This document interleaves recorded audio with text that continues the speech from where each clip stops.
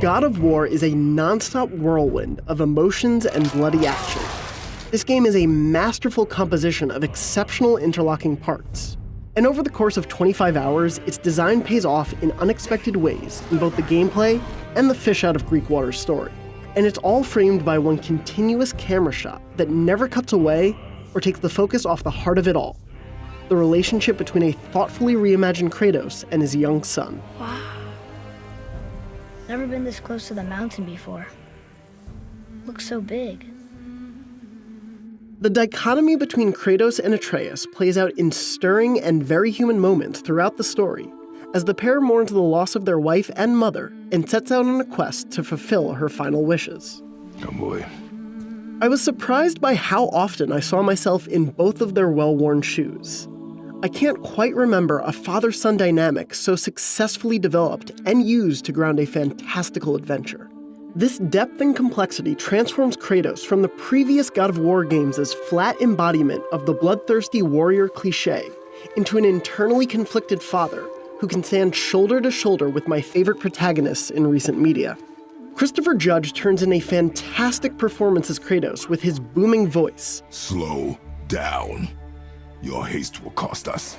And Sonny Sulich does just as well as Atreus. Can I have my bow back now? And they're bolstered even more by a wonderful ensemble cast, including one of my favorite supporting characters in a game in years. The main villain and many of the supporting characters are complex in their motivations too. While I would have liked to see a few more scenes featuring the main antagonist, the moments involving the entire ensemble are not only captivating, but often intriguingly mirror the story of Kratos and Atreus.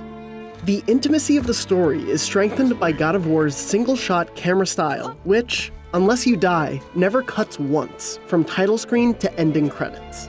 It enhances the sense of scale when fighting huge enemies, but more importantly, it made me feel closer to Kratos. At the most tense and heartbreaking points, the camera forces you to sit with him through every second of it.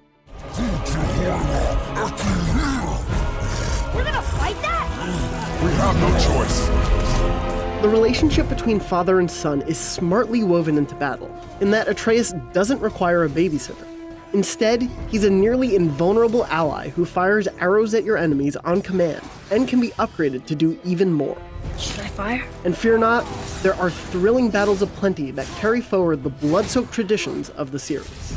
Kratos' signature weapon this time out is the Leviathan Axe, which is one of the best weapons I've used in any recent game. Its best trick is that it acts just like Thor's hammer Mjolnir, as depicted in the Marvel movies. Thanks to a great sound and subtle vibration, the feel of throwing and recalling the Leviathan is just so damn satisfying, even hundreds of throws later.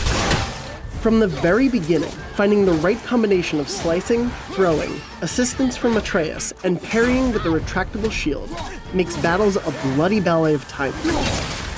But a variety of unlockable special attacks and upgradable armor for both Kratos and Atreus let you customize your fighting style and execute some flashy moves.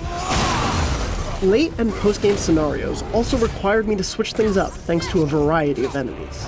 The bigger enemies put up a great fight, but some of the best battles come from human-sized foes who also offer a worthy challenge.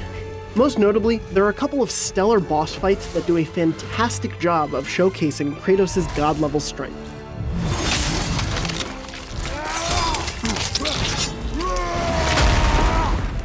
God of War's open but contained nature shepherds you through certain locations with its quest chain, but the world unfolds through smart integration with the story.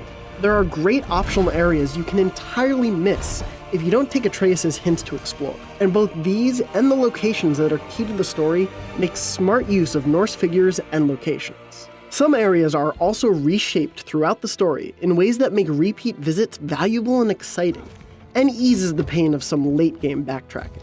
Knowledge of lore is its own reward in God of War. Look here. And I loved searching out every bit of mythology I could find. Even after the story ended, I've sunk at least another 10 to 15 hours into exploring the world. And by all indications, I still have a bit to find. That's in part because of how gorgeous everything looks, from the environments to small details on Kratos and Atreus. Even during the 10 or so hours I played on a launch PlayStation 4, I marveled at the scenery. Then I played God of War on a PS4 Pro, and was blown away by the true level of detail the world holds when bumped up to checkerboarded 4K. All of this beauty comes at a cost, however, and that means God of War runs at 30 frames per second or so, instead of the 60 frames that makes action games feel so much smoother. That said, the world largely ran well for me outside of the occasional frame rate dip.